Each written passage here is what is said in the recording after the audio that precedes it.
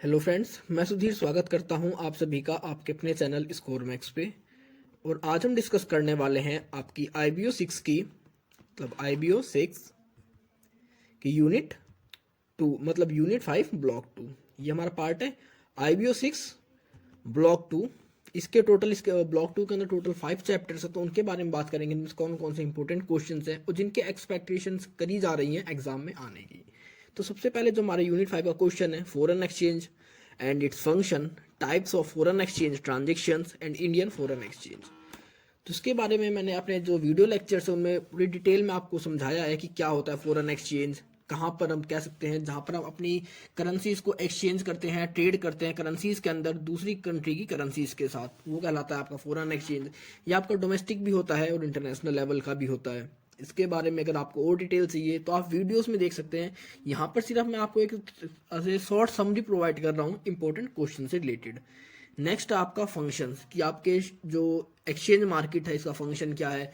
ये हमारे कह सकते हैं तरह से ट्रेड को रेगुलेट करता है, हमारे ट्रांजेक्शन्स को इजी बनाता है, हमारे डीलर्स को कह सकते हैं जो उनकी एक्सपोर्टर इंपोर्टर्स होते हैं उनको फैसिलिटी प्रोवाइड करता है, हमारे अर्नर्स को यूजर्स को एक जगह लेके आता है। तो ये सारे इसके कुछ काम है, ये आप देख लेना। नेक्स्ट आपका types of foreign exchange transaction, किस किस तरह की ट्रांजेक्शन करी जाती है आपकी फॉरेन एक्सचेंज के अंदर। आपकी ट्रेड ट्रांजेक्शन्स होती है, मतलब जो हम एक्सपोर्ट इंपोर्ट के अंदर नॉर्मल ट्रांजेक्शन करते हैं वो आपकी ट्रेड ट्रांजेक्शन्स होती है।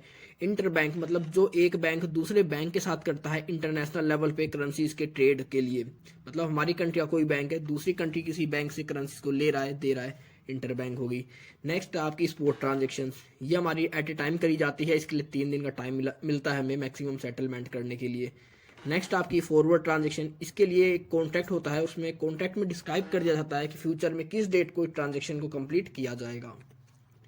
नेक्स्ट आपका Indian foreign exchange market, India की फॉरेन एक्सचेंज मार्केट किस तरह के कह सकते हैं डीलर्स हैं, किस किस तरह के डॉक्यूमेंट्स में डील करती है, इसके जो हमारे कह सकते हैं जिसके अंदर रेट डिसाइड होता है वो किस तरह डिसाइड होता है, कौन कौन से डॉक्यूमेंट होते हैं, उन सभी के बारे में आप देख सकते हैं। फिर हमारी नेक्स्ट यूनिट आती है 6। इसके अंदर बात करेंगे हम equilibrium approach to exchange rate, purchasing power parity, Fisher effect and central bank intervention. तो सबसे पहले equilibrium approach to exchange rate. Exchange rate किस तरह डिफाइन होता है, जब आपकी कह सकते हैं डिमांड और सप्लाई, उन दोनों का कॉन्सेप्ट यहाँ पर अप्लाई होता है। जैसी आपकी डिमांड रहेगी, अगर आपकी डिमांड ज़्यादा है तो एक्सचेंज रेट भी ज़्यादा होगा, डिमांड कम है तो आपका एक्सचेंज रेट कम हो जाएगा। इसी हिसाब से आपका चलता है। तो कह सकते हैं तो टोटली फ्री फ्लोटिंग है, फ्री होता है हमारा एक्सचेंज रेट यहाँ पर। जैसी हमारी डिमांड चलती रहती है, जहाँ पर भी बैलेंस होती है डिमांड और सप्लाई, वहीं पर हमारा एक्सचेंज रेट डिस्क्राइब हो जाता है। नेक्स्ट आपका purchasing power parity. Purchasing power parity होता क्या है कि अगर हमारे पास आप ले सकते हैं, मेरे पास 1 रुपये है, 1 रुपये के अंदर मैं इंडिया के अंदर क्या क्या परचेज कर सकता हूँ और इसी 1 रुपये के अंदर मैं अमेरिका के अंदर क्या क्या परचेज कर सकता हूँ।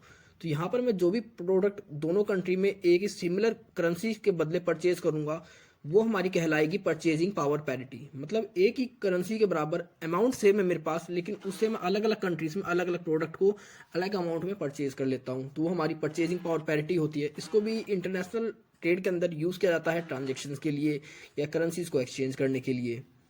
नेक्स्ट आपका फिशर इफेक्ट। फिशर इफेक्ट होता क्या है कि आपका जो रेट ऑफ इन्फ्लेशन और इंटरेस्ट रेट होता है उनके बीच में जो डिफरेंस होता है, उनका जो रिलेशन होता है उसको डिस्क्राइब करता है कि कैसे कैसे आपका इन्फ्लेशन रेट बढ़ेगा तो वो आपके इंटरेस्ट रेट को किस तरह इफेक्ट करेगा। अगर आपका इंटरेस्ट रेट कम है तो हो सकता है वहाँ पर आपका इन्फ्लेशन भी कम हो। तो इन सभी चीज़ों के बारे में डिस्क्राइब करता है। इसके अंदर जो आपका एक मेन फॉर्मूला आता है वो आता है आपका real interest rate. Real interest rate क्या होता है, nominal rate minus inflation rate. अब सेंट्रल बैंक इंटरवेंशन, अब कई बार हमारे जो एक्सचेंज रेट होते हैं डिसबैलेंस हो जाते हैं या ऐसी कंडीशन हो जाती है कि जिससे हमारे सेंट्रल बैंक को अपना इंटरवेंशन करना पड़ता है फॉरेक्स मार्केट के अंदर। तो किस तरह इंटरवेंशन करती है, डायरेक्टली, इनडायरेक्टली, ओपन, हिडन, इन सभी के बारे में आपको एक बार अपना चेक कर लीजिएगा। आपके जो प्रीवियस मेरे लेक्चर्स हैं उनको देख लीजिएगा, सुन लीजिएगा। नेक्स्ट चैप्टर आता है आपका IBO 6 ब्लॉक 2 का unit 7, currency risk and exposure. अब currency risk and exposure, types, derivatives and types. अब करेंसी रिस्क क्या होता है, जो भी हम इंटरनेशनल लेवल पर ट्रेड करते हैं, जब भी हमारी करेंसी की वैल्यू एक्सचेंज रेट बदल जाती है दूसरी कंट्री के कंपैरिजन, क्योंकि हमारा exchange rate day by day बदलता रहता है, और जब हमारे एक्सचेंज रेट बदलते हैं तो उसकी वजह से हमारी जो करेंसी की वैल्यू है वो भी बदल जाती है, तो वही हमारी एक्सचेंज रेट होती है। और जब हम इसको कह सकते हैं किसी क्वालिटी के अंदर या क्वांटिफिकेशन के अंदर इसको कन्वर्ट कर देते हैं तो वही हमारा एक्सपोजर बन जाता है। नॉर्मली इसके अंदर हमारे पास कह सकते हैं कितने टाइप्स के होते हैं एक्सचेंज रेट, हमारा करेंसी रिस्क कह सकते हैं या इसको एक्सचेंज रेट रिस्क भी कह सकते हैं। आपका transaction risk, translation risk, economic risk, next है political and interest rate risk. अब हमारा जो पॉलिटिकल है और इंटरेस्ट रेट रिस्क है ये इतना इंपॉर्टेंट नहीं है, लेकिन एग्जाम पॉइंट ऑफ व्यू से आपका ट्रांजैक्शन रिस्क, ट्रांसलेशन रिस्क, हमारा इकोनॉमिक रिस्क, इन दोनों के, इन सभी के बीच में क्या डिफरेंस है। जैसे कई बार आपका आ जाता है ट्रांजैक्शन रिस्क और ट्रांसलेशन रिस्क के बीच में डिफरेंस, तो इनका आपको पता होना चाहिए। फिर इसके बाद आता है आपका डेरिवेटिव। डेरिवेटिव क्या होते हैं? डेरिवेटिव कह सकते हैं एक तरह से कुछ एक फाइनेंशियल एसेट्स होती है जिसका यूज किया जाता है, जो इन एक्सपोजर होता है, ये रिस्क होते हैं, इनको कम करने के लिए, इनको रेगुलेट करने के लिए। इसके अंदर हमारे स्टॉक्स आ जाते हैं, बॉन्ड्स आ जाते हैं, क्या कमोडिटी आ जाती है, इंटरेस्ट रेट, हमारे करेंसीज या मार्केट इंडिसेस। डेरिवेटिव्स के एग्जांपल कौन कौन से होते हैं? फॉरवर्ड डेरिवेटिव होते हैं, ऑप्शंस होते हैं, हमारे पास फ्यूचर्स होते हैं, स्वैप्स होते हैं। इनके बारे में मैंने अपनी वीडियोस के अंदर डिटेल समरी आपको प्रोवाइड करी है।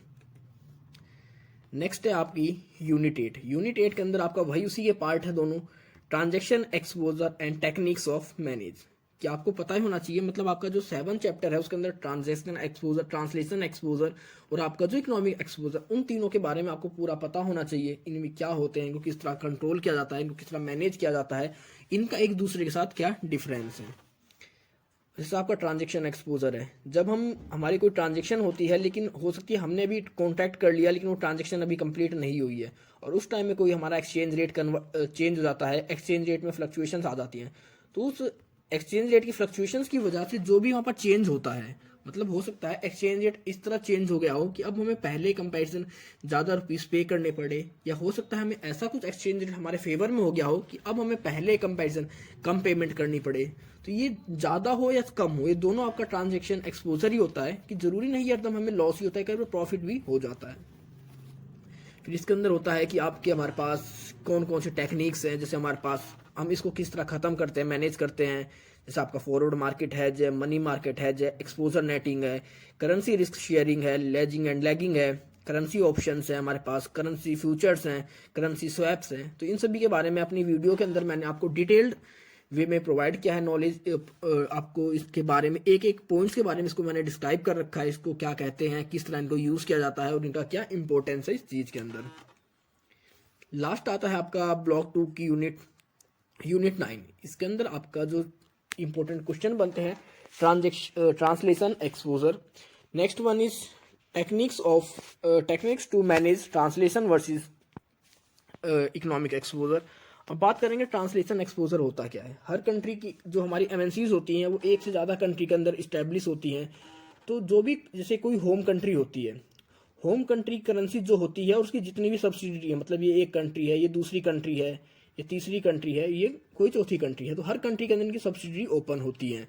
तो साल के आखिरी में इन्हें क्या करना होता है, हर कंट्री के सब्सिडी की जो भी असेट्स होती है, लाइबिलिटी होती है, उन सभी असेट्स लाइबिलिटी को उस होम कंट्री की करेंसी के अंदर कन्वर्ट करना होता है। तो जब ये कन्वर्ट करते हैं दूसरी कंट्रीज के असेट्स लाइबिलिटीज को होम कंट्री करेंसी में या होम ब्रांच की करेंसी में, तो वहाँ पर जो भी रिस्क की जो कह सकते हैं हम जो हमारा एक्सचेंज रेट रिस्क होता है, एक्सचेंज रेट होता है, उसके फ्लक्चुएशंस होते हैं, उसकी वजह से हमारी जो असेट्स होती है, लाइबिलिटीज होती है, कई बार इंक्रीज हो जाती हैं, कई बार डिक्रीज होती है। इससे हमारी कह सकते हैं जो फर्म्स की वैल्यू होती है उसके ऊपर तो कोई इफेक्ट नहीं पड़ता, क्योंकि हमारी वैल्यू तो उतनी ही थी जितनी पहले थी और उतनी ही आज है। लेकिन होता क्या है कि सिर्फ इसमें ये होता है जो हमारे शेयर होल्डर्स होते हैं, हमारे जो ओनर्स होते हैं, उसकी वो उन्हें देखते हैं और कहीं ना कहीं इससे हमारी मार्केट की जो वैल्यू होती है उस पर इफेक्ट पड़ता है। इसके अंदर है आपका कि कौन कौन से मेथड्स है जिससे हम मेजर कर सकते हैं ट्रांसलेशन एक्सपोजर को। आपका current versus non current method है, monetary versus non monetary method है, टेम्पोरल मेथड है और आपका करंट रेट मेथड है। आप इसको नोट्स में भी देख सकते हैं, वीडियोस में भी देख सकते हैं आसानी से। लास्ट है आपका हैजिंग, डिजाइनिंग हेजिंग स्ट्रेटजी।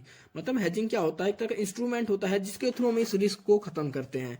तो किस तरह हम डिजाइन करते हैं किसी हेज स्ट्रेटजी को फ्लो, उसके अंदर हम 3 पार्ट्स होते हैं, fund flow statement, forward contract and exposure netting. इन सभी का यूज कर हम कोई ऐसी स्ट्रेटजी का डेवलप करते हैं जिसके थ्रू हम उसके अंदर जो मैक्सिमम रिस्क होता है उसको कम से कम किया जा सके। इसके साथ ही आपका इकोनॉमिक एक्सपोजर आपको पता होना चाहिए, इकोनॉमिक एक्सपोजर क्या होता है क्या नहीं होता, इसके अंदर कौन कौन से फ्लो को यूज़ किया जाता है, इसमें कैश फ्लो किस तरह आता है जाता है, उसके अंदर क्या क्या इंक्लूड होते हैं इनफ्लो के अंदर, आउटफ्लो के अंदर। इसी के साथ आपको इकोनॉमिक एक्सपोजर को किस तरह कंट्रोल करते हैं, जैसे मार्केटिंग इनिशिएटिव से लेकर, प्रोडक्शन इनिशिएटिव लेकर, या फिर हमारे फाइनेंशियल इनिशिएटिव लेकर। मार्केटिंग के अंदर है कि हम उसकी दूसरी कंट्री के अंदर अपनी प्राइसिंग स्ट्रेटजी को बदलेंगे, प्रमोशनल स्ट्रेटजी को बदलते हैं, प्रोडक्ट स्ट्रेटजी को बदलते हैं, या हो सकता है उस मार्केट का सिलेक्शन ही ना करें जहाँ पर बहुत ज़्यादा रिस्क हो, हम मार्केट सेगमेंटेशन भी चेंज कर सकते हैं। प्रोडक्शन में होता है कि हमारा जो प्रोडक्ट है उसका इनपुट मिक्स कर देते हैं हम, मतलब उसको हम किस तरह प्रोडक्शन कर रहे हैं उसके ऊपर काम करेंगे। हमारा जो कह सकते हैं जो प्रोडक्शन होते हैं, प्लांट्स होते हैं, हम उसको ऐसी जगह शिफ्ट करेंगे, ऐसी कंट्री में शिफ्ट करेंगे जहाँ पर रिस्क कम हो, जहाँ पर हमें ज़्यादा से ज़्यादा बेनिफिट हो। प्लांट लोकेशन है उसको ऐसी जगह शिफ्ट किया जाएगा जहाँ से हमें चीप और ईजी लेवल पे रॉ मटेरियल मिल सके, लेबर मिल सके, टेक्निक मिल सके। हमारी जो प्रोडक्टिविटी होगी हम उसको इंक्रीज करेंगे, क्योंकि जब हमारी प्रोडक्टिविटी इंक्रीज होगी तो कहीं ना कहीं उससे हमारा जो रिस्क होता है वो कम हो जाएगा। तो ये सारे आपके पॉइंट्स थे इकोनॉमिक एक्सपोजर को मैनेज करने के लिए। इसके साथ ही इसके अंदर एक इंपॉर्टेंट क्वेश्चन बनता है आपका translation exposure versus transaction exposure. इन दोनों के बीच में कई बार डेफिनेशन पूछी गई है, कई बार इन दोनों के डिफरेंस पूछे गए हैं, इनमें कंपैरिजन पूछा गया है, तो इस चीज़ को आप रिवाइज कर लेना एक बार। तो मिलते हैं जल्दी दूसरे ब्लॉग के साथ, तब तक के लिए take care, good bye friends.